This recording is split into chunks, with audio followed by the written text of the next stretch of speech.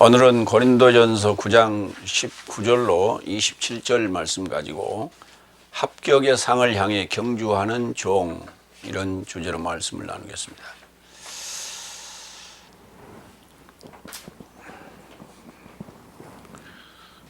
9장이 이제 마지막 부분이 되겠습니다. 고린도전서 9장 19절로 23절, 첫 번째 대지, 오늘 이제 두 대지로 나눴습니다. 첫 번째 대지, 복음을 인하여 많은 삶을 얻어 구원하여 그의 동반자 되고자 합니다. 이런 소제목으로 나누겠습니다. 먼저 19절로 20절 보겠습니다. 내가 모든 삶에서 자유롭게 있으되 스스로 모든 삶에게 종 노릇하는 것은 더 많은 사람을 얻고자 합니다. 내가 유대인 삶에게 유대인같이 된 것도 유대인 삶을 얻고자 하며 법 아래 속한 삶에게 내가 법 아래 속한 자같이 된 것도 법 아래 속한 삶을 얻고자 합니다. 이게 이제 어떻게 보면 이중성 그렇게 이제 우리가 생각할 수가 있는데, 목적은 많은 삶을 얻고자 하는 게 목적이다. 그러니까 그러려면 상대에 따라서 대처했다. 상대와 같은 어떤 접촉점을 찾기 위해서 노력했다. 이런 얘기를 이제 여러 가지로 이제 나열해서 지금 설명을 한 거예요. 자유자이지만은 스스로 종 노릇한 것은, 그래서 자신을 그리스도의 종이라고 늘 표현을 했죠. 그러니까 그리스도의 종이라는 표현과 죄의 종이라는 표현에서 종이라는 개념은 같은 개념이에요. 종속되어 있다, 누군가에 예속되어 있다, 이런 의미가 되겠죠. 그러니까 죄에 종속되어 있는, 죄 아래 예속되어 있는 자를 건져내려니까 나도 그리스도에게 종속된 종이다라는 표현을 쓰는 거예요. 그래서 그게 이제 어떤 동질감을 갖는 거예요. 상황은 다르지만 같은 종이라는 거예요. 그러니까 이 집 종과 저 집 종이 상황이 달라요. 이 집 종은 좀 가난한 집 종이고 저 집 종은 부자 집 종인데 상황이 다르잖아요. 그럼에도 불구하고 같은 종이라는 신분으로 하나의 어떤 그 접촉점을 찾고자 했다 하는 거예요. 그래서 나도 종이다 라고 하면 앞에 그 상황은 서로 잊어버리고 종이라는 개념으로 동질감을 가지면서 상대의 이야기를 들을 수가 있죠. 그래서 일단 그 동질감이 접촉점이 되면 다음 얘기가 공감이 가기 시작하는 거죠. 그래서 그 공감대를 형성함으로써 그를 죄 아래서 건져내고자 하는 그러한 이유가 있었다, 이렇게 됩니다. 그래서 모든 삶에서 자유롭지만 스스로 종 노릇한 것은 더 많은 사람을 얻고자 하는 것이고, 유대인 같이 된 것은 유대인 삶을 얻고자 하는 것이고, 법 아래 속한 자 같이 된 것은 법 아래 속한 삶을 얻고자 합니다. 그러니까 대처 방법에 대한 얘기고, 복음을 선포하고 전하는 그 상황에서 접촉점을 얻고자 함이지, 이것이 어떤 이중성, 요즘 화제가 되고 있는 수박이 겉은 푸른 모양인데 무늬가 있고 얼룩무늬가 있고 푸른색인데 속은 빨갛잖아요. 그래서 겉과 속이 다르다 그래서 수박 이런 얘기를 하는데, 그거는 이제 무엇을 가장한 어떤 세력 또는 그런 사람, 그래서 자기를 숨기고 이렇게 가장해서 그래서 개혁을 위장하고 또 가장한 그런 보수, 이런 얘기들이 요새 화제가 되고 있죠. 그런 거예요. 그런 개념하고는 다르다는 거죠. 상황에 따라서 그를 얻고자 하는, 그래서 어떤 공감대, 접촉점, 이거를 찾고자 했다, 이런 얘기예요. 자유자라고 하는 거예요. 자유자라는 개념은 내 스스로 그냥 자유롭게 산다고 해서 자유로운 영혼이다, 우리가 그런 말을 하잖아요. 그래서 자유자는 아니에요. 예를 들어서 무슨 결혼도 수없이 했다 이혼하고 또 뭐 뭔가 누군가에 얽매이지 아니하고 이렇게 살아가는 그런 영혼들이 간혹 있어요. 예를 들면 그 조영남 씨 같은 경우에 어떻게 보면 참 자유로운 영혼이다 우리가 그렇게 얘기를 해요. 예. 그러니까 뭐 어떤 생활에 그렇게 구애를 받지 아니하고 자기 하고 싶은 대로 가는 것이다. 뭐 그런 사람들을 자유로운 영혼이라고 하는데, 성경에서 말하는 자유자라는 것은 그런 개념의 자유자가 아니라 로마서 8장 1절로 2절에 기록된 것처럼 그리스도 예수 안에 있는 생명의 영의 법이 죄와 사망의 법에서 해방했다라고 하는 거예요. 그래서 해방된 자, 해방받은 자를 자유자라 한다. 한번 읽어볼까요? 로마서 8장 1절로 2절. 그리하여 육체를 따라 활보하지 않고 영을 따라 활보하는 그리스도스 예수스 안에 있는 삶에게 이제는 아무도 정죄함이 없다. 그러니 정죄를 받지 않는다는 거예요. 정죄함을 받지 않는, 정죄할 수 없는 거예요. 그를 자유자라고 한다. 왜냐하면 그리스도스 예수스 안에 있는 생명의 영의 법이 죄와 사망의 법에서 나를 해방했기 때문이다. 이게 구원받은 자예요. 구원받은 자를 우리는 자유자라고 한다. 그러니까 구원받지 않은 자는 지금 어딘가 죄 아래 매여 있는 거예요. 사망 아래 매여 있는 거예요. 그래서 그 사망의 늪에서 건져내는 것, 그 죄의 사슬에서 끌어내는 것, 이것이 우리가 구원이라고 한다. 그러니까 우리가 전도한다 하는 것은 그 죄의 사슬을 풀어주는 거예요. 사망의 늪에서 건져내는 거예요. 그냥 놔두면 그냥 죽는 거예요. 거기서 건져내는 것을 우리가 구원이라 한다. 로마서 1장 14절로 16절 봅니다. 복음 선포라는 게 뭐냐? 지금 복음 선포한다는 게 뭐냐? 나는 헬라인과 야만, 로마서 1장 14절 16절. 나는 헬라인과 야만인에게도 지혜자와 어리석은 자에게도 빚진 자이다. 이같이 로마 안에 있는 네 삶에게도 복음 전할 것을 나는 간절합니다. 복음 전할 나를 좇는 간절합니다. 왜냐하면 나는 그리스도스의 복음을 부끄러워하지 않는다. 복음은 구원에 이르고자 믿는 모든 자에게 하나님의 능력이다. 첫째는 유대인에게 그리고 헬라인에게다. 그러니까 법 있는 자, 그러니까 일단은 그 법 있는 자들이 먼저 대상이라는 거예요. 법 있는 자는 닷새 날에 속한 자고 법 없는 자는 지금 셋째 날에 속한 자예요. 그렇기 때문에 먼저 지금 1차적으로 우리가 이 나라의 복음을 전해야 될 대상은 다섯째 날에 속한 자예요. 넷째 날과 다섯째 날에 속한 자예요. 그래서 그를 법 있는 자들 또는 법 아래 속한 자들 또는 유대인 삶이라 이렇게 표현하는 거예요. 그래서 첫째가 유대인이고 그 다음에 헬라인이에요. 그래서 법 있는 자가 유대인이고 법 없는 자가 헬라인이에요. 갈라디아서 4장 3절로 5절도 볼까요? 이와 같이 내 삶도 미숙아로 있는 기한에 세상 초등학문 아래서 종살이하고 당하고 있더니 그때 기한에 충만이 왔고 하나님은 법 아래 속하신 여자에게 낳게 된 그의 아들을 내보내셨으니 법 아래 있는 삶을 속량하려 하며 내 삶이 아들의 명분을 쟁취하게 하려 하심이라. 그 법 아래 있는 자들이 누구냐 하면 다섯째 날에 속한 거예요. 넷째 날, 다섯째 날.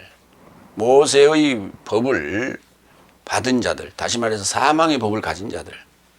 그러니까 그들이 지금 넷째 날이나 다섯째 날은 성경을 받았기 때문에, 하나님의 말씀을 받았기 때문에, 그러나 그것이 뭔지는 몰라. 그러나 자기가 죄인이라는 것은 알았어.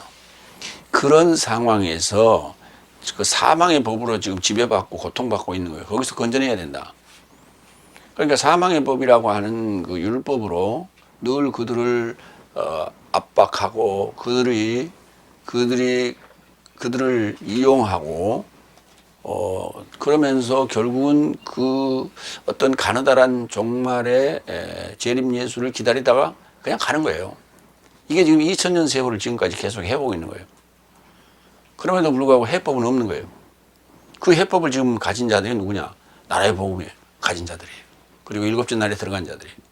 그리고 그들을 우리가 자유자라고 하는 거예요. 그 자유자들이 그들에게 그 사망의 늪에서 건져내야 돼요. 죄의 사슬을 끌어내야 돼요. 두 번째로 갑니다. 21절로 22절. 무법한 삶에게 내가 무법한 자같이 된 것은 하나님에게 무법한 자가 아니라 오히려 그리스도스에게는 무법한 자요 무법한 삶을 얻고자 함이요. 그들이 누구냐? 예, 바로 헬라인이요. 약한 삶에게 내가 약한 자 같이 된 것은 약한 삶을 얻고자 함이요. 모든 삶에게 내가 모든 삶을 같이 된 것은 어떤 삶을 모두 구원하려 함이다. 그랬어요. 구원이 목적이래. 왜? 그것은 내한테 유익한 것이 아니라 그 당사자한테 유익한 거예요. 그래서 이거는 이기적인 사고가 아닌 이타적인 지금 배려요. 아주 특심이다. 이렇게 우리가 얘기할 수 있어요. 하나님에게 무법한 자가 아니라 그리스도스에게 합법한 자다. 그렇게 얘기했어요. 합법한 자다. 합법한. 법 안에 있는 자다. 합법이라는 것은 법 안에서 움직이고 있다. 법 안에 있다. 법 아래에 있다와 법 안에 있다는 다른 거예요. 법 아래에 있다는 것은 종속되어 있다는 거예요. 종의 개념이고, 법 안에 있다는 것은 법이 되어 있다. 법화되어 있다. 그래서 그 자체 법이 채워진 거예요. 그것을 엔노모스라고 하는 거예요. 법 안에 있다. 그래서 무법한 자 같이 된 것은 무법한 삶을 얻고자 합니다. 그러니까 무법한 자 같이 됐다는 얘기가 그냥 무법천지로 살아가는데 그들은 법이 없는 법을 받지 않았기 때문에 무법한 자예요. 그래서 무법이 있고 불법이 있는데 불법이라는 것은 법을 받았음에도 그것을 행하지 않고 잘못 행하는, 거슬려 행하는 것을 불법이라 하는 것이고, 법을 받지 않는 자들은 무법이라고 그래야 돼요. 법이 없어요. 그래서 우리가 무법천지라고 그러죠. 아예 법이 없이 행동하는 거예요. 그러니까 법이 있는데, 예를 들어서 이제 교통법규라는 게 있잖아요. 그럼에도 불구하고 교통신호를 위반했단 말이에요. 그럼 불법자예요. 근데 그 자에게는 법이 없어요.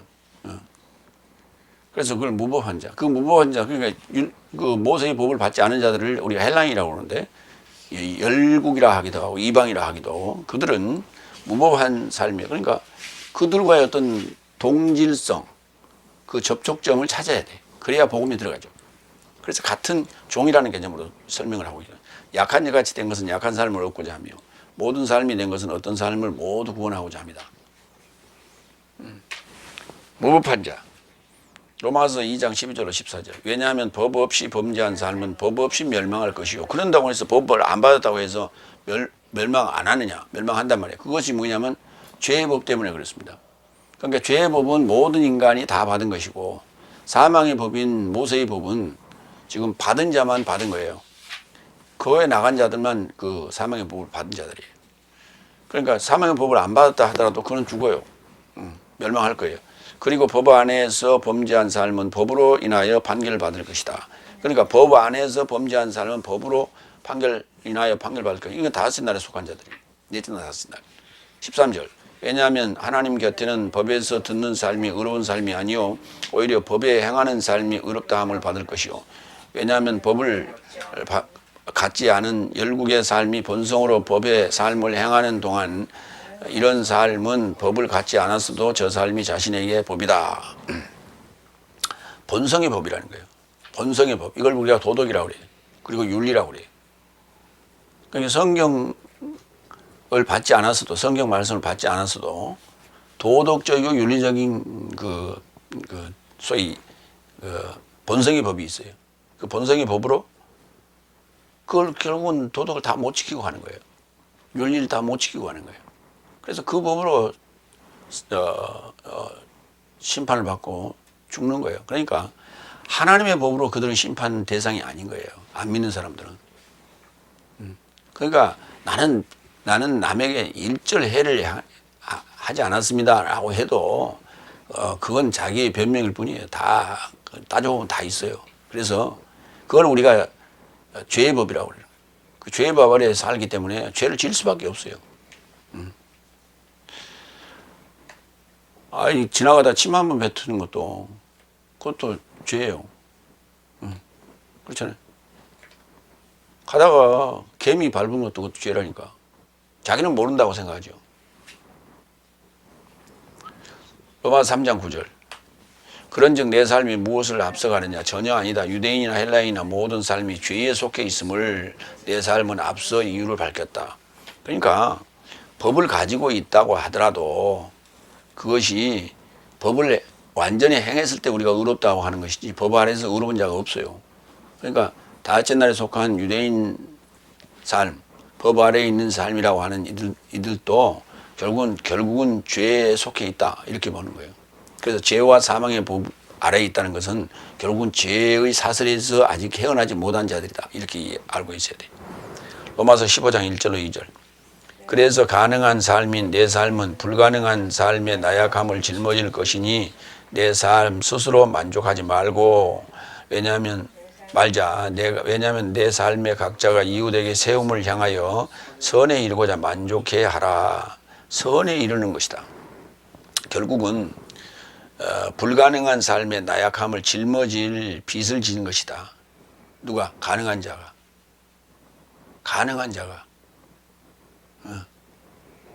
가능한 자, 능력이에요, 능력. 하나님의 십자가의 그 말씀이 하나님의 능력이라고 했잖아요. 하나님의 지혜고. 그게 능력 있는 자예요. 가능한 자예요. 그 가능한 자가 불가능한 삶의 나약함. 그게 불가능이 뭐예요? 사망의 늪에서 나올 수 없다는 거예요. 죄의 쇠사슬을 스스로 끌 수 없다는 거예요. 이게 불가능해요. 그리고 그 나약함이에요. 거기서 그들을 건져내야 될 빚을 지고 있다. 그래서 지금 파울로스가 이 일을 하고 있는 것이다 라고 얘기하고 있어요. 세 번째 23절. 그래서 내가 복음을 인하여 그의 동반자가 되고자 이것을 행하고 있다. 주님의 동반자예요. 주님의 동반자. 그러니까 우리가 주와 동행한다라고 하는 거냐 동반자인데 주의 동반자는 주님이 하신 일 그대로 나도 해야 되는 거예요. 그게 주와 동행하는 자예요. 주와 동행한다니까 주님하고 뭐 날라날라 노래 부르고 무슨 뭐 그냥 그렇게 그늘 밑에서 유유자적하는 그런 삶이 아니라 주님이 행하셨던 일 그것을 우리에게 명령하신 그 지상 명령을 우리가 행하는 것이에요. 이게 동반자예요. 이게.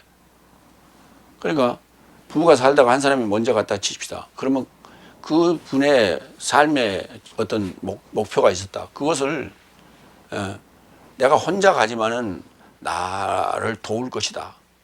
어디선가 기도하고 있고 보고 있고 도울 것이다 라는 그런 믿음이 있기 때문에 그가 다 이루지 못한 일을 하는 거 아니에요. 그걸 우리가 이제 그러면서도 그는 어디선가 나의 하는 일에 동행자가 되어서 동반자가 되어서 나 일을 완성하게 했다. 뭐 이런 고백을 하는 거 아니에요. 복음. 이 복음이 뭐냐? 나라의 복음이에요. 복음 그러면 지금 막연하게 우리가 생각하는데 나라의 복음을 얘기한다. 그 나라의 복음이라고 하는 표현이 번역이 안 돼 있어요. 그래서 마태복음이 3군데 나오는데 그걸 다 천국 복음이라고 번역을 해놨어요. 나라의 복음이라고 하는 여기에 비밀인 거예요. 성경의 복음의 예수님의 말씀에 비밀이 바로 나라의 복음인 거예요. 나라. 먼저 마태복음 4장 23절. 그리고 예수께서 갈릴라이아 전체 저 삶의 회당 안에서 가르치시며 나라의 복음을 선포하시며 백성 안에서 모든 병과 모든 약한 것을 치유하시며 활보하시더라. 나라의 복음을 선포하셨어요. 근데 이 중요한 나라의 복음을 지금 이해하지 못하고 있다는 거예요. 마태복음 9장 35절. 그래도 예수께서 저 삶의 회당 삶 안에서 가르치시며 나라의 복음을 선포하시며 백성 안에서 모든 병과 모든 약한 것을 고치시며 성 모든 삶과 마을 삶을 두루 모으더라. 나라의 복음. 마태복음 24장 우리가 종말장이라고 일반적으로 얘기하는데 13절로 14절 봐요. 그러나 완성에 이르고자 견디는 자는 구원을 받을 것이다. 그리고 이 나라의 복음이 열국산 모두에게 증명에 이르고자 거주지 전체 안에 선포될 것이며 그때 완성이 도착할 것이다.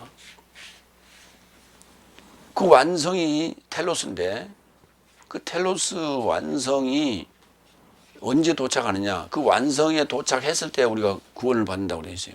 그 완성이 됐을 때, 텔로스가 됐을 때 구원이라고 그랬어요. 그러니까 마태복음 4장 그리고 9장에서는 나라의 복음을 선포하셨고 그 다음에 그 선포한 나라의 복음이 어떻게 되느냐? 증명되는 거예요. 그 나라의 복음이 증명되는 거예요. 나라의 복음이 뭐냐라고 하는 게 증명돼야 완성이 되죠. 그러니까 증명이 안 되면, 나라의 복음이 뭔지를 증명을 못하면 그럼 누군가 해설을 해야 되죠. 해설을 하고 그것이 적용되는 것을 보여줘야 돼요. 해설을 하고 적용되는 것을 보여주는 자가 누구냐면 바로 요 사도들 안에 나라의 복음이 완성된 거예요. 자, 그때 구원이 이루어졌다. 그것을 복음이 열국산 모두에게 증명되어 되게 하기 위해서 거주지 전체 안에 선포될 것이다. 그때 완성이 도착할 것이다. 그러니까 개인적인 완성이에요. 그리고 그 완성의 조짐이 열국에까지 퍼지는데 그것이 나라의 복음으로 선포돼야 돼요. 그냥 예수님께서 이순신에 오셔서 우리를 위해 죽으셨습니다. 이렇게 하는 게 아니라 나라의 복음이 뭔지를 설명해야 돼. 나라, 국가, 국가의 3대 요소, 국민, 영토, 주권. 요 세 가지가 이렇게 결합이 됐을 때 나라라고 한다고. 그러면 하나님 나라는, 복음이라는 나라는 어떻게 돼 있냐? 삼위일체로 돼 있다. 아버지와 아들과 성령, 이 셋이 결합하여 하나. 물과 피와 영이 결합하여 하나. 그게 하늘에서 삼위일체로 오신 분이 예수님, 땅에서 삼위일체로 나타난 이가 사도. 이게 이때야 완성이 됐고 구원이다 이렇게 말할 수 있는 거예요. 구원을 받았다 얘기할 수 있는 거예요. 그러면은 그것이, 그 나라가 어떻게 사도들에게 완성됐을까요? 그렇게 말할 수 있는가? 그게 바로 로마서 1장 1절에 기록되어 있어요. 사도로 초청된 예수 그리스도스의 종 바울로서는 하나님의 복음에 이르고자 지명된 것이 바로 이 부분이에요. 이거를 하나님의 복음을 위하여 그래버렸어요. 우리가 복음을 위하여, 복음을 위할 그런 행동이나 그 이유가 뭐 어디가 있어요? 우리가 할 수 있는 게 뭐가 있습니까? 복음을 위해서 우리가 할 수 있는 게 뭐 있어요? 복음을 전했다고요? 올바른 복음도 아닌 나라의 복음도 모르면서, 나라의 복음도 모르면서, 그게 뭔지도 모르면서 그거를 전파했다고 복음을 위하여라고 얘기해요. 그건 말이 안 되는 거예요. 복음을 위하여가 아니라 하나님의 복음에 이루고자, 그 복음에 이루고자라는 에이스 유앙겔리온이 그걸 이렇게 얘기해야 돼요. 복음화. 그러니까 하나님의 복음화에 하고자 지명됐다고요. 누구를? 바울로스를. 그러니까 우리를 각자 이렇게 지명했는데 부른 것이 뭐냐면 복음화 시키려고요. 뭐 어떻게? 삼위일체의 복음화. 그때를 우리가 하나님의 나라 됐다 이렇게 표현하는 거예요. 하나님의 나라가 됐다. 그때가 완성이에요. 텔로스라고 불러요. 2절, 복음을 성경 안에서 그의 예언자 삶으로 인하여 미리 연통하였다. 그의 아들에 관해서는 육체를 조차 다비드의 씨에서 발생한 자가 죽음 삶에 부활해서 거룩함의 영을 조차 능력 안에서 하나님의 아들이라 결정된 내 삶의 주 예수 그리스도스다. 이렇게 지금 4절에 나타난 육체로 나타난 것은 다비드의 씨에서 유대인에서 나왔단 말이에요. 그런데 영어로는 하나님의 아들로 결정된 내 삶의 주 예수 그리스도스라고요. 이 예수 그리스도스가 복음이에요. 예수 그리스도스가 복음. 그러니까 하늘에서 삼위일체예요. 하늘에서 오신 삼위일체, 하늘의 실체로 오신 삼위일체. 삼위일체가 돼야 실체가 돼. 볼 수가 있다고요. 그러니까 실체라는 게 볼 수 있는 거예요. 만질 수도 있고. 그래서 그거를 요한 1서에 보면 사도 요한이 내가 그 태초에부터 들은 말씀에 대해서 내가 들었고 보았고 만졌고 이렇게 표현한단 말이에요. 그 말씀이 아버지와 말씀과 성령이 삼일체로 결합이 되면, 삼일체로 결합이 되면 우리가 볼 수 있는 형체로 나타난다. 그걸 실체라고 부르는데 그분이 누구냐? 예수 그리스도스. 그게 하늘에서 나타오신 예수 그리스도스. 실체, 삼일체 실체. 그러면 그 하늘에서 오신 예수 그리스도스인 나라의 복음인 삼위일체인 실체 화내하고자 지금 바울로스를 불렀다고 표현했잖아요. 그 바울로스를 뭐라고 부르냐면 그리스도의 종 또는 사도라고 부른단 말이에요. 그래서 사도가 복음화가 된 거예요. 일곱째 날에 들어갔을 때 복음화가 됐다 이렇게 말할 수 있는 거예요. 그래서 마태복음 4장 23절 9장 35절 마태복음 24장 13절 14절이죠. 여기 세 군데 언급한 나라의 복음 화가 되어지는 그 근거가 바로 로마서 1장 1절에 있다. 이렇게 말할 수 있어요. 1절로 4절이죠. 로마서 11장 17절을 봅니다. 동반자. 쉰 코이노노스. 코이노니아가 이제 교제한다. 사귄다 이 말이에요. 코이노니아. 함께 사귀는 자. 그러니까 동반자가 되는 거예요. 로마서 11장 17절. 그래서 가지 삶에 얼마가 잘라졌거든. 그래서 야생 올리브 나무인 네가 저 삶 안에 접목하고 올리브 나무의 뿌리와 기름짐의 동반자가 되었다. 그러니까 하늘에서 오신 삼위일체 실체인 복음인 예수 그리스도스에게 내가 접붙임 받은 거예요. 그러면 한 몸이 됐죠. 예수님은 몸뚱아리, 나는 가지가 돼갖고 하나가 된 거예요. 그것을 동반자라고 부른다. 그것을 동반자라. 그러니까 남남이 만나갖고 접붙임이 돼가지고 결혼했죠. 그러니까 한 몸이 된 거예요. 부부가 한 몸이 되었다. 그거를 우리가 동반자 이렇게 부르는 거예요. 그러니까 동반자를 위해서 동반자를 목적으로 이렇게 하고 있는 것이다. 이 일을 행하고 있는 것이다. 이렇게 표현했죠. 두 번째로 갑니다. 고린도전서 9장 24절로 27절. 상급을 취하는 자를 따라잡으려고 다름질하라. 그러니까 내가 그렇게 했으니 9장 24절로 27절에서는 너희도 그렇게 하라. 이 얘기예요. 네 번째 24절. 경기장 안에서 다름질하는 삶이 모두 실로 다름질하지만 상급을 취하는 자는 하나인 것을 네 삶은 알아보지 못한 것이냐. 네 삶도 따라잡으려고 이같이 다름질하라.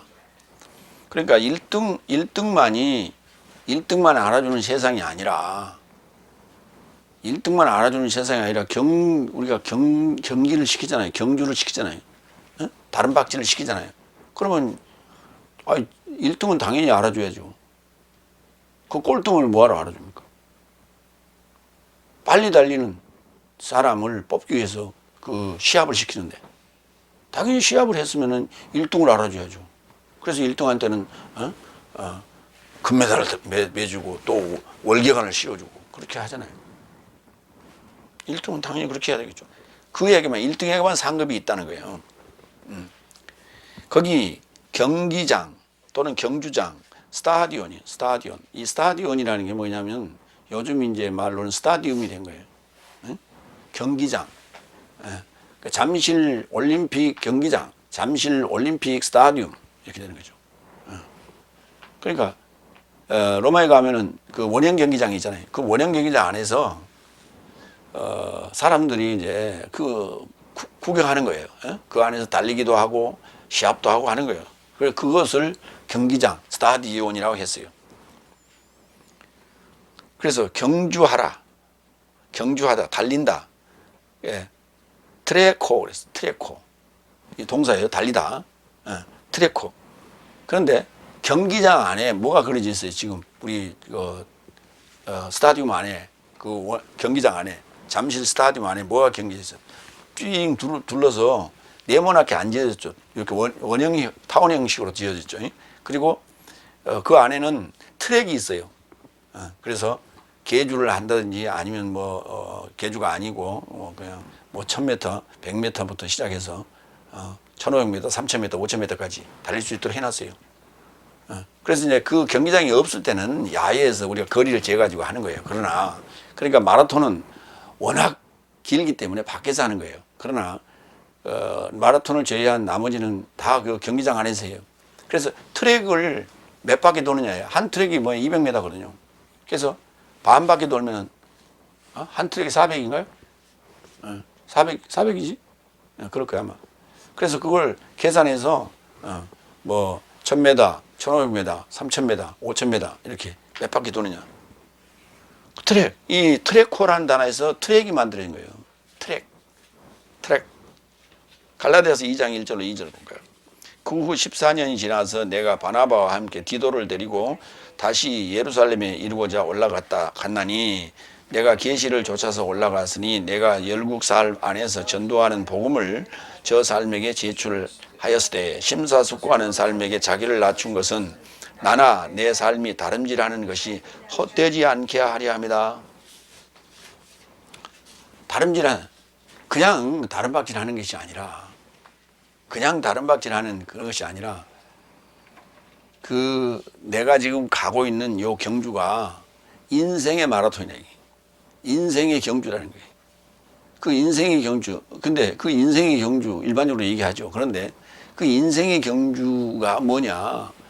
구원을 목표로 하는, 그 텔로스를 목표로 하는 여정이라는 거예요. 그것을 지금 경기장 안에서 경기하는 모습으로 거기에 비유를 했어요. 그러니까 심사숙고하는 사람이 누구냐면 유대인들이에요. 그래서 유대인들에게 내가 자기를 낮춘 것은 나나 내 삶이 다름질하는 것이 헛되지 않게 하려고.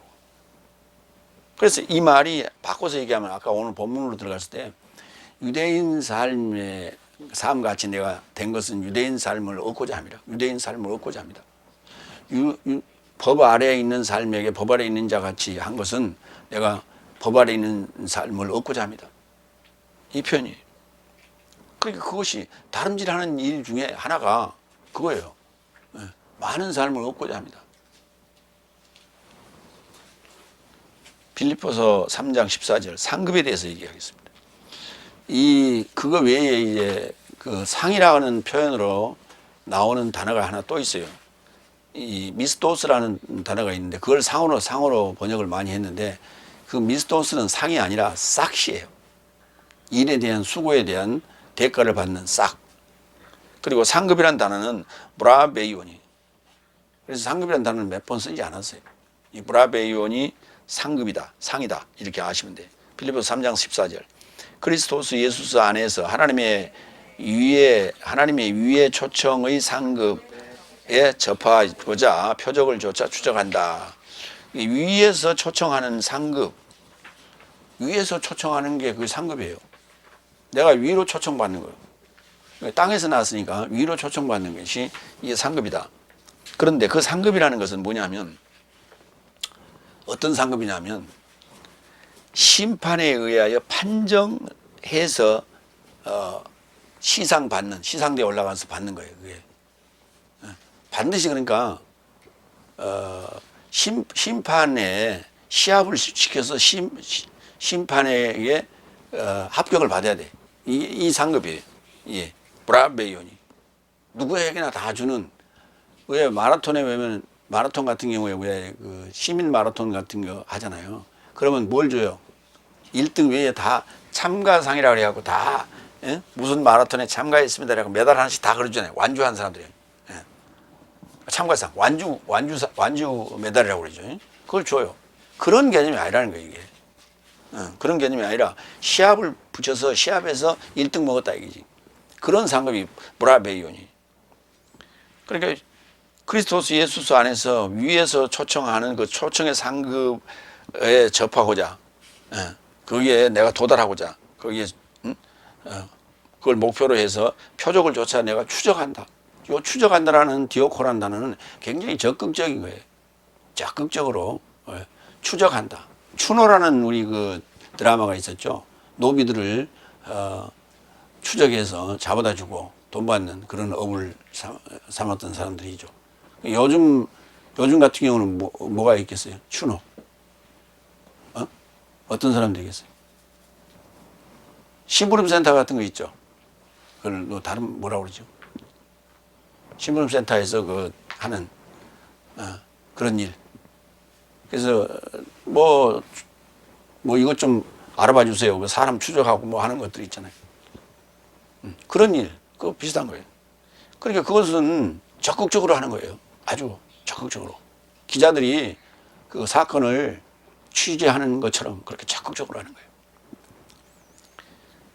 예, 그래서 이제 이 브라베이오는 브라비우라는 그 시상하다, 상을 주다 이런 단어에서 만들어지죠. 골로새서 3장 15절 봅니다. 또한 그리스도스의 평화가 네 삶 마음 안에서 시상하게 하라. 평화에 이르고자 네 삶이 한 몸 안에 초청받았으니 또한 네 삶은 감사하는 삶을 살라. 예, 그러니까 그리스도스의 평화가 네 살 마음 안에서 시상하게 하라. 거기서 상 받는 거예요. 평화의 상이에요. 그러니까 그 노벨 평화상을 우리가 생각하면 돼. 그러니까 사실 그 노벨상들은 굉장한 업적들이 있어야 되겠죠. 타의 추종을 불허하는 그런 업적이 있어야 되는데 그 중에서 가장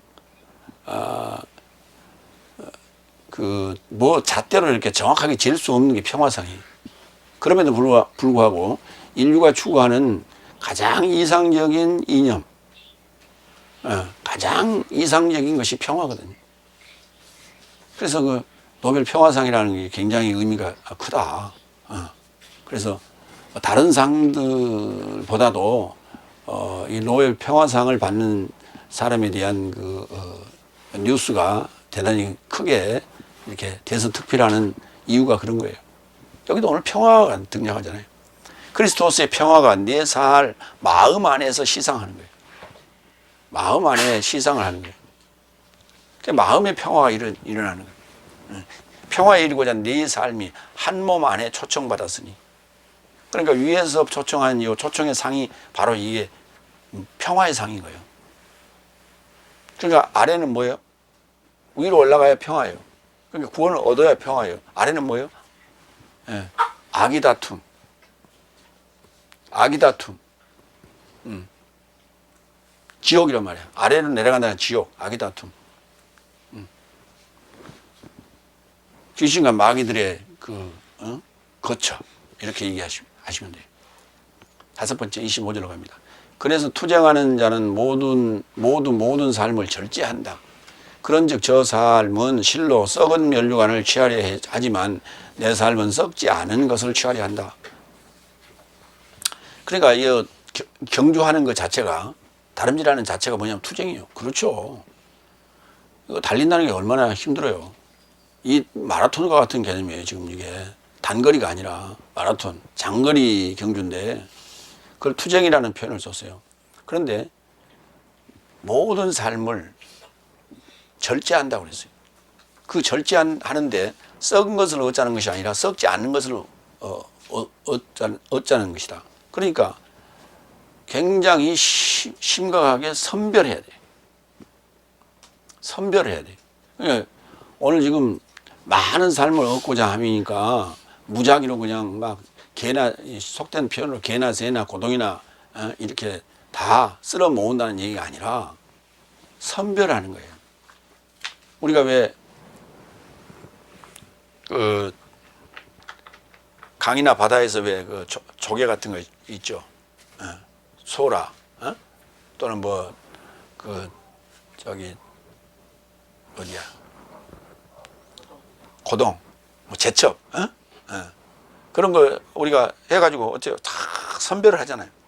그래갖고 불량품은 다 버리잖아요. 그래서 충실한 것만 이렇게 우리가 건진단 말이에요. 이게 뭐냐? 절제의 미덕이에요. 개나 새나 그냥 고동이나 막 싹 쓸어서 도매금으로 그냥 다, 여러분 다 믿습니까? 아멘. 그럼 다 구원 얻었습니다. 이런 싸구려가 아니라는 거예요. 이게 절제한다는 것은. 그런 싸구려가 아니에요. 썩을 것을 같이 놔두면 다른 것까지 썩어요. 그렇기 때문에 우리가 왜 콩나물이나 녹두나물이나 그것을 이렇게 그릇에 담기 전에 뭐 하느냐, 선별 작업해요. 그래서 조금이라도 썩은 거 불량품이 있으면 전부 골라냅니다. 왜 그러냐? 그것 때문에 다른 게 다 썩어요. 그러면 다 버리는 거예요. 조그만 요만한 그 흠집이 온 몸을 다, 온 통을, 한 통을 다 버릴 수 있어. 그렇기 때문에 철저하게 선별해서 골라내고 충실한 것만 가지고 그렇게 콩나물 시루를 안 칩니다. 그런 얘기예요. 이게. 절제한다는 개념이. 디모데후서 4장 7절로 8절을 볼까요? 나는 좋은 투쟁하였고 나는 달려갈 길을 완성하였고 나는 믿음을 지켰기에 마침내 나에게 의의 면류관이 놓였으니 의로우신 재판장이신 주께서 그날에 나에게 떼어주실 것이요 내게만 아니라 주의 출현을 사랑하고 있는 모든 삶에게도 떼어주실 것이다. 거기에 의로우신 재판장이 등장해요. 달려갈 길을 가는 데 있어서 이게 심판이에요. 심판. 응? 경계에는 반드시 심판이 있죠. 주심이 있고 부심이 있고 또 그것도 모자라서 요즘은 어떻게 해요? CCTV까지 있어갖고 모니터로 다 그걸 촬영해서 슬로우 모션으로 잡아 돌려서 그게 누가 먼저 들어왔는지 다 이렇게 체크를 측정을 하잖아요. 그래서 의로우신 재판장이신 주께서 나에게 그 떼어주실 것이라고 면류관을, 의의 면류관을, 의로운 면류관인 거예요. 평화의 상급, 의의 면류관 다 상급에 해당되는 거예요. 브라베이온. 고린도전서 15장 51절로 54절. 함부로 쓸어 모으지 않는다. 끌어 모으지 않는다. 썩은 것은 버린다는 거예요. 썩은 게 뭐냐면 푸타르토스.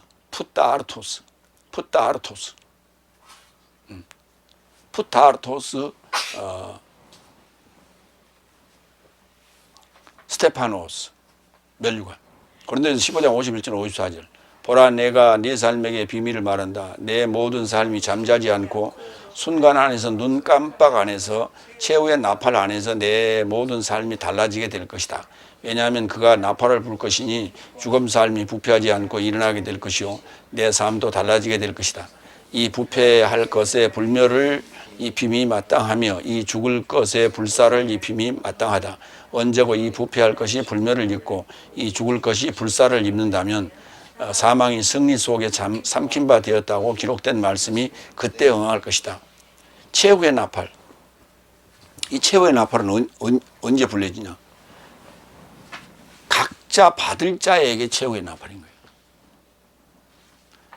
온 인류에게 공통적으로 한꺼번에 불려질 나팔이 아니고 최후의 날에 불려질 그 나팔이 아니고 각자에게 불려질 최후의 나팔이에요. 그게 뭐냐면 나라의 복음이에요. 그게 나라의 복음이에요. 그게 바로 일곱째 날 복음이에요. 그 나팔을 그러니까 진짜 뭐 정말 빰빠라바 하는 뭐 트럼펫이 울리는 그런 나팔이 아니에요. 나팔이라고 하는 것은요, 우리가 어디 쓰였어요? 전쟁용이에요. 전쟁용. 음악용이 아니라 전쟁용. 그러면 그때부터 그 나팔이 들려올 때 내가 살아나는데 그 살아난 자가 그때부터 뭐 해요? 전쟁에 본격적으로 투입되는 거예요. 전장으로 본격적으로 투입되는 거예요. 그러니까 일곱째 날이 됐다는 얘기는 무슨 말이에요? 전사가 됐다 말이에요. 그래서 일곱째 나팔을 듣고 그는 이제 전투력을 키우는 거죠. 그래서 나가는 거예요. 뭘? 복음을 들고 나가는 거예요. 그래서 투쟁이란 말을 쓰는 거예요. 좋은 투쟁. 그래서 파울로스는 그래서 나는 좋은 투쟁을 하였고 나의 달려갈 길을 완성했다 이렇게 표현하는 거예요. 썩을 면류관을 얻고자 하는 게 아니라니까요. 그 부패한다는 단어가 썩는다는 단어, 부패 같은 말이죠. 썩는다는 말은 우리말이고 부패한다는 말은 한문이에요. 그러니까 죽음 삶이 부패하지 않고 일어나게 될 것이다. 그러니까 그 부패한 것을 그걸 건지고자 하면 아니라는 거예요. 그것을 부패하지 않게 일어 세우는 거죠. 이렇게 세우는 거죠. 빌립보서 4장 1절. 그같이 내 사랑스럽고 사모하는 형제 삶이여 내 기쁨과 면류가 아닌 사랑스러운 삶이여 이렇게 주 안에서 있거라. 면류관이 뭐예요? 내 기쁨과 면류가 아닌 사랑스러운 삶이여 그랬어요. 우리가 면류관 그러면 머리에 쓰는 것만 자꾸 생각한단 말이에요. 그 머리에 쓰는 게 뭐예요? 영광이라고 그러죠. 그걸 면류관. 스테파노스. 이 스테파노스라는 면류관은 사랑스러운 삶, 복음을 받아들이는 삶을 면류관이라고 그러는 거예요. 나의 면류관, 나의 영광, 나의 상급, 이 말이에요. 그러니까 우리의 상급이 뭐예요? 그 면류관이에요. 주렁주렁 달려있는 그 면류관, 성도들, 온전한 성도들, 썩을 존재가 아닌 썩지 않을 존재들.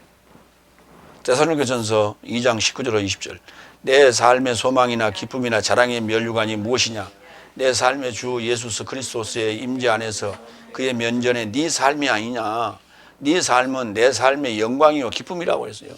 한술 더 떴어요. 면류관이 기쁨의 면류관이요 영광의 면류관이라니까. 어디 안에 있어? 그리스도스 임재 안에서 그의 면전에 그 네 몸을 온전히 유지할 자. 임재 안에서 주 예수의 임재 안에서 우리 온 몸이 온전해질 거라 했죠. 보존된다 그랬죠. 그게 언제나 일곱째 날이라니까. 나라의 복음이 완성된 상황이에요. 그게. 그때를 우리가 완성, 텔로스라고 얘기하는 거예요.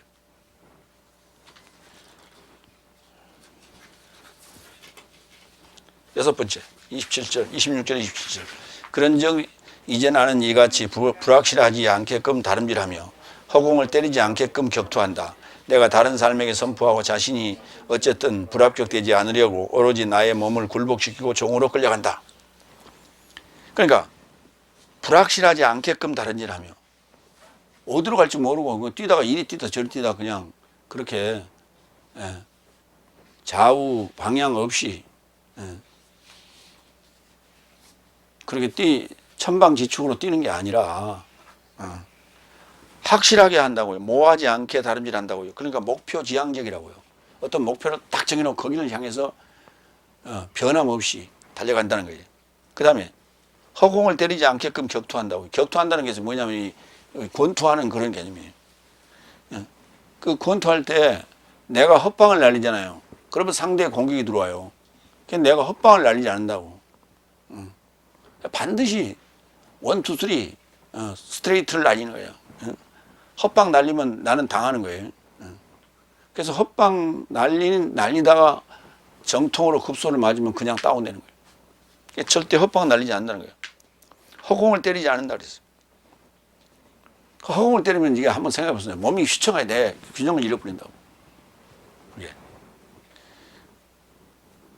그 다음에 다른 삶에게 선포하고 불합격되지 않으려고 나의 몸을 굴복시키고 종으로 끌려간다. 이건 뭐냐면 낮추고 겸손과 조심성이에요. 겸손과 조심성. 항상 돌다리를 두드리고 보고 가는. 그래서 자신을 낮추라. 그러니까 섰다고 생각하면 넘어질 걸 조심하라. 섰다고 생각하면 넘어질 걸 조심하라. 요새 그 대선 경선 판을 보면 1위 달리는 자가 있잖아요. 4명, 최종 4명 되게 이제 중에 4명 중에 한 사람을 이제 대선 주자로, 당의 대선 주자로 뽑는데 거기에서 1등하는, 늘 그 여론조사에 1등하는 그 사람을 모두가 공격하잖아요. 이런 거예요. 그게. 그러니까 1등 하지 않아요. 2등으로 가다가 최종 찬스에 그냥 강력하게 1등으로 치고 나가야 되겠죠. 그래서 대개 이제 그 경주할 때도 보면 앞서 나가잖아요. 대개 이제 1등으로 달리는 사람은 그 길잡이라고 해서 중간에 이제 가다가 힘 떨어져서 처지고 2등이나 3등이 앞으로 나오잖아요. 그래서 1등을 먹잖아요. 그런 거예요. 전략이에요. 전략. 그래서 복음을 선포하고 불합격되지 않으려고, 그 불합격이라고 하는 등외로 처질 수 있는 그 선까지 내려가는 것이 아니라 등 위에 들어갈 수 있는 위치에 항상 있는 거예요. 그 위치에 있으면서 나의 몸을 이렇게 낮추고 굴복시키고 종으로 끌려간다고. 그 템포 유지를 잘 해가다가 아주 마지막에 이제 클라이막스에 힘을 총 집결해가지고 치고 나가는 거죠. 빌립보서 3장 13절로 14절. 형제 살만 나는 나를 붙잡았다고 여기지 않는다. 오직 한 가지, 뒤에 있는 삶을 소홀히 하고 앞에 있는 삶을 손을 뻗어 그리스도 예수 안에서 하나님의 위에 초청의 상급에 접하고자 표적을 조차 추적한다. 추적한다. 예. 이게요. 아주 전략적으로 추적하는 거예요. 그래서 이건 적극적인 행복. 히브리서 12장 1절. 내 삶에게 둘러싼 많은 증인 삶의 구름을 가지고 있으니 결론적으로 내 삶도 모든 무거운 것과 어울리기 쉬운 죄를 벗어 던지고 인내로 인하여 내 삶 앞에 놓인 싸움을 다름질하자 그랬어요. 그러니까 초청의 상급을 접하고자 표적을 조차 추정하는 것은 적극적인 거예요. 그런데 인내로 내 삶 앞에 놓인 싸움을 다름질하자라는 것은 장기일에 있어요. 장기전이에요. 그래서 일단은 그 선두로 치고 나가기 전까지 선두 그룹에 유지하려면 일단은 추적하는 이런 그 적극적인 모션을 써서 선두 그룹에 진입해 있어야 돼. 그게 이제 빌립보서 3장 14절 개념이고, 그 다음에 데살로니가 히브리서 12장 1절 개념은 거기 그 유지하면서 계속 그 인내하는 거예요. 떨어지지 않게끔. 처지면은 불합격자가 되는 거예요. 그래서 선두 그룹을 유지해 나가는 거예요.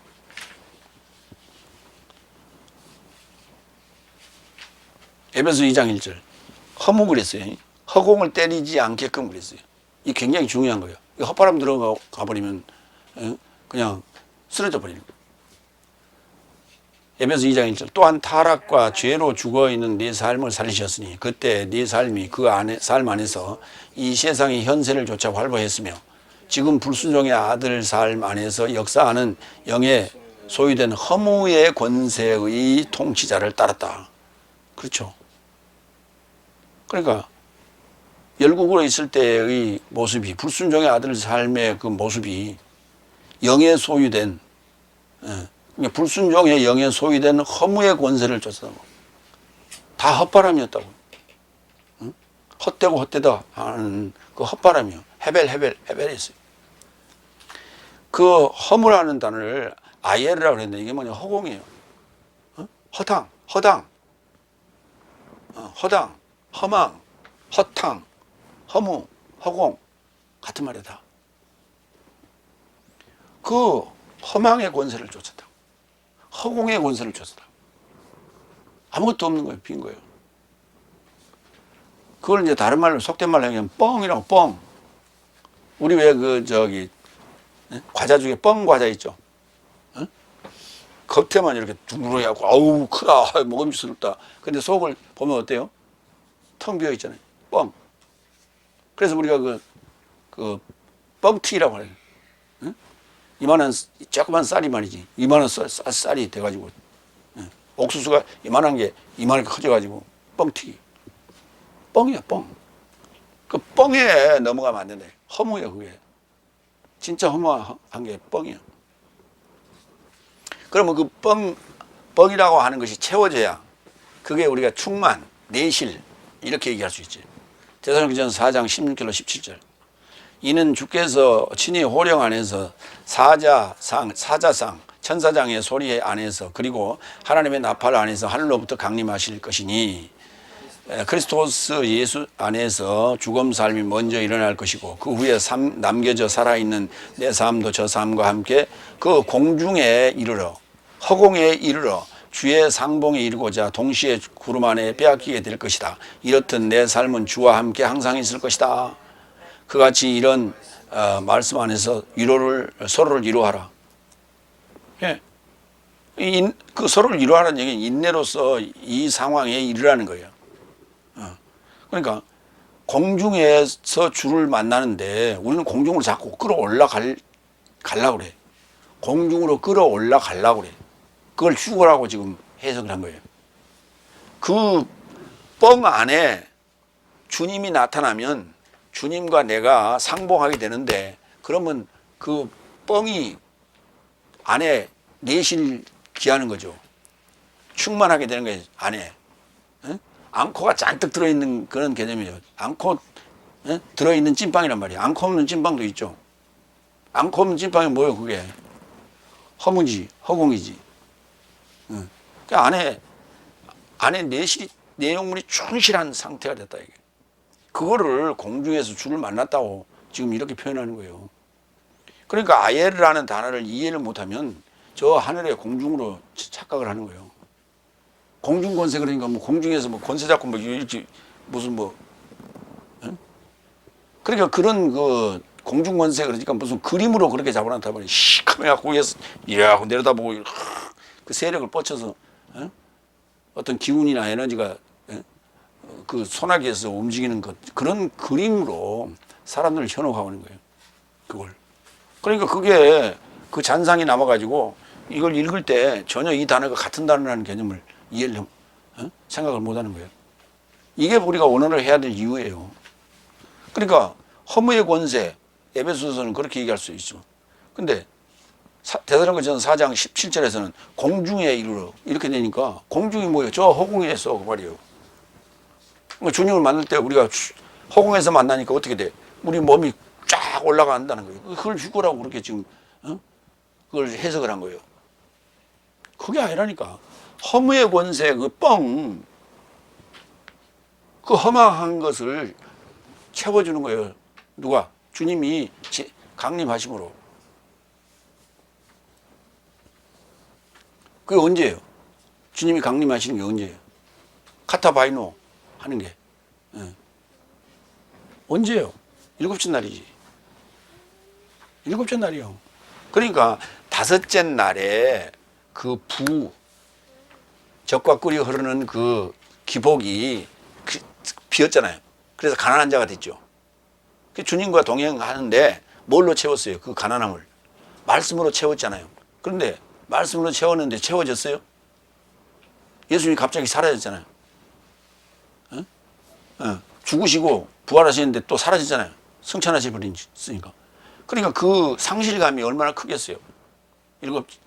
그 상실감이 커 있는 그 상황에서 주님이 임재를 하시는 거예요. 카타바이노 강림하시는 거예요. 그러니까 그랬을 때 그게 이제 그 상실감, 이 허무의 허망한 상황을 채워주는 것을 우리가 공중에서 주를 만났다, 주와 상봉했다 이렇게 표현하는 거예요. 그러면 완전히 그때부터는 어떻게 되는 거예요? 내실이 충만해가지고 일곱째 날에 들어갔을 때 그 비굴했던 베드로가 이제는 사람들 앞에 나와서 막 설교를 하잖아요. 예수님을 3번이나 부인했던 그 베드로가. 그런 거 하면 야고보는 어땠어요? 자기 목숨을 내놓고 제일 먼저 순교하잖아요. 파울로스는 어떻게 됐어요?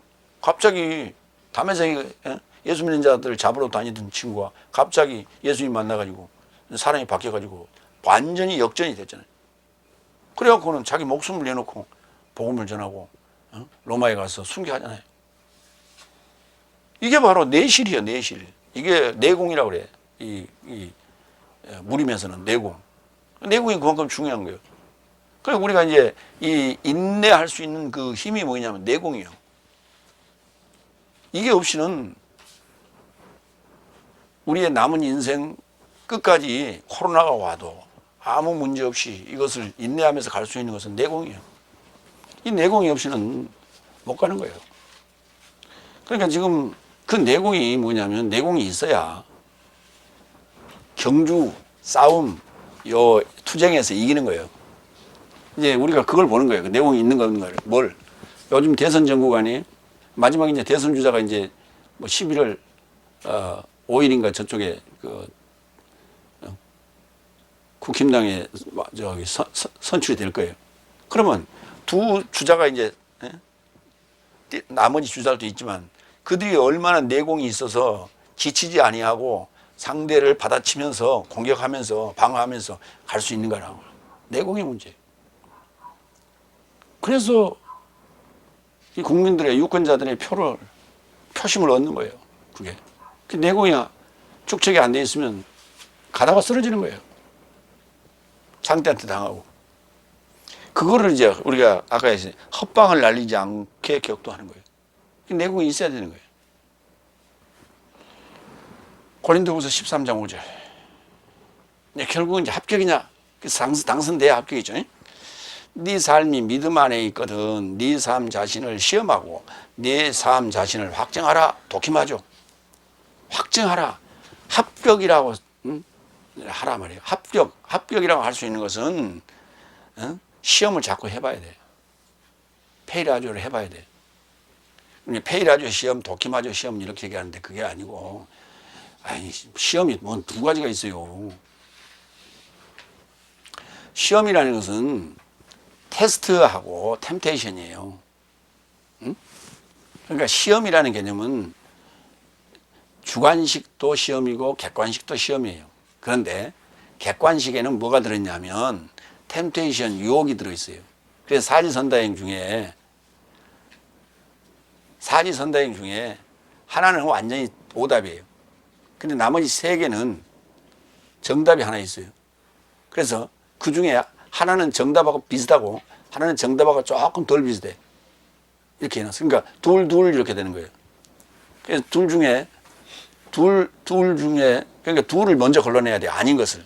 그 다음에 정답인 것을 둘을 이렇게 제쳐놓고 그 중에서 골라야 돼. 예. 그래서 이렇게 유혹을 하는 요 세 가지가 그러니까 정답 외에 두 가지잖아요. 아닌 거 하나가 이건 빼고 되게 아닌 건 탁 표가 나. 그래서 세 개 가지고 골라야 되는데 요 세 개 중에 하나는 정답이니까 나머지 두 개가 뭐냐 하면 템테이션, 유혹하는 거예요. 이거 헷갈리게 만드는 거예요. 그래서 시험에는 두 가지가 있는 게 테스트와 템테이션. 그런 거지. 무슨 페이라조 시험이 있고 도키마조 시험이 있는 게 아니에요. 그건 잘못하는 거예요. 페이라조가 시험이에요. 근데 시험에는 두 가지가 있다. 테스트가 있고 템테이션이 있다 하는 거예요. 주관식 시험은 완전히 테스트고 객관식 시험에서는 템테이션이 있는 거예요. 들어있는 거예요. 그러면 도키마조는 뭐냐? 시험 봤으면 합격해야죠. 그럼 불합격은 도키모스예요. 이게 불합격이에요. 그러니까 도키마조, 도키모스 앞에 이게 부정불변사가 앞에 접수되어 있는 거예요. 그러고. 그런 거예요. 다시 한번 읽어요. 고린도후서 13장 5절. 네 삶이 믿음 안에 있거든 네 삶 자신을 시험하라. 굉장히 중요한 거예요. 네 자신을 확정하라. 예수 그리스도께서 네 삶 안에 계신 줄을 네 삶이 스스로 인식하지 못하느냐? 그렇지 않으면 내 삶이 불합정자이다, 불합격자이다고요. 그러니까 그리스도께서 예수 그리스도께서 네 삶 안에 계신다는 것을 그 허공 안에 허무 안에 충만으로 계신다는 것을 인식하지 못하면 불합격자예요. 그러니까 불합격할 수밖에 없다는 거예요. 왜? 끝까지 완주를 못하니까. 내공이 없으니까 갈 수가 없어. 내공이 있는 자라는 것은 예수 그리스도께서 내 삶 안에 계신다는 게 이게 확정된 자예요. 도키마조 된 자예요. 왜? 그걸 수없이 뭐 했다고요? 시험했다고요. 그러니까 입으로만 고백한다고 이게 뭐 구원받은 게 아니라니까. 뭐 해야 돼? 시험해 봐야 돼. 다시 말해서 돌다리도 수없이 두드리고 가야 되는 거예요. 근데 예수란 말 나오고 그리스도란 말 나오니까 다 그냥 믿어버리는 거예요. 그게 뭔데? 의인을 가장한 불이라니까. 의를 가장한 불이, 선을 가장한 악이라니까. 그게 사탄이 하는 일이요. 사탄이 하는 일이 그거예요. 하나님께서 사탄을 만들어 놓은 이유가 그거예요. 너는 의인을 가장해라. 선을 가장해라. 그래갖고 가서 믿는 자들을 유혹해라. 이거예요. 근데 그걸 두들겨 보지도 아니하고 시험도 안 해보고 그 유혹에 템테이션에 넘어가 버리는 거예요. 그러니까 네 스스로 네가 믿음 안에 있는지를 수없이 테스트하라고 지금 얘기하잖아. 그런 후에야 네가 합격자가 되는 것이다. 그래서 경주와 인내, 거기에서 추적하는 것, 그 다음에 다름질하는 것, 이런 완급 조절을 해가면서 절제하면서 그 면류관을 얻는 거예요. 이게 완성, 완주, 합격 이렇게 되는 거예요. 마무리합니다. 나는 많은 삶을 얻어 구원시키려고 종처럼 유대인처럼 법에 속한 자처럼 무법한 자처럼 약한 자처럼 모든 삶처럼 행동하였다. 네 삶도 경기장에서 상급받으려고 다름질하는 자처럼 표적을 향해 인내로서 투쟁적으로 다름질하라. 그러면 공중에서 동반자인 주를 상봉할 것이다. 그러면 그는 불합격하지 아니하고 합격자로서 구원을 받게 될 것이다. 아멘. 기도하겠습니다.